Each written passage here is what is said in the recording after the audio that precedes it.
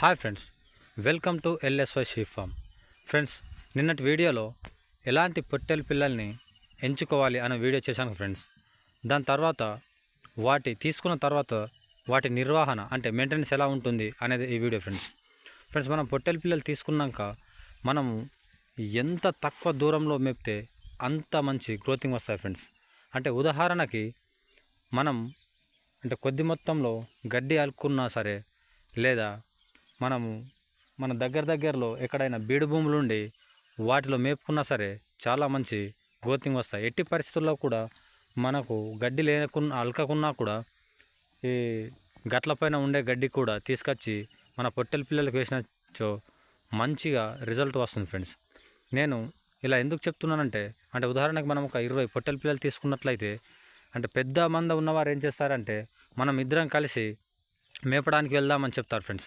ఎందుకంటే అలా ఇద్దరికి వెళ్తే వారికి చాలా సేఫ్ అవుతుంది. ఎందుకంటే వాళ్ళ జీవాలు ఎక్కువ ఉంటాయి కాబట్టి మనం కూడా వాళ్ళ జీవాలకి మన జీవాలతో పాటు కాపలాగా వెళ్ళినట్లు అవుతుంది. అంటే అలా వెళ్ళడంలో తప్పేం కాదు, కాకపోతే అంత పెద్ద మందలో మన ఈ 20 పొట్టేళ్ళు మెయ్యాయి ఫ్రెండ్స్. అందుకని చెప్పేసి మనం ఎంత వీలైతే అంత కంపల్సరీగా మన జీవాలతోనే వెళ్ళాలి ఫ్రెండ్స్.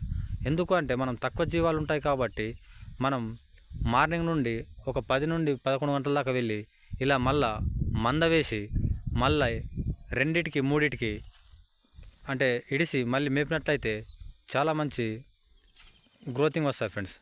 ఇలాగా ఇటు గడ్డి వేసుకున్న లేకుంటే గడ్లపైన గడ్డి వేసి ఇలా పడుకున్నప్పుడు కూడా మనం ఖాళీ ఉండకుండా ఒక చిన్న మోపు కోసి వాటికి వేసినట్లయితే ఇలా తిన్నప్పుడు ఇలా పడుకున్నప్పుడు కూడా తిని చాలా అంటే చాలా మంచి రిజల్ట్ వస్తాయి ఫ్రెండ్స్. చాలామంది చెప్తారు అంటే జీవాల పెంపకంలో చాలా మెయింటెనెన్స్ ఉంటుంది, అది పని ఆ పని ఈ పని చెప్తారు ఫ్రెండ్స్.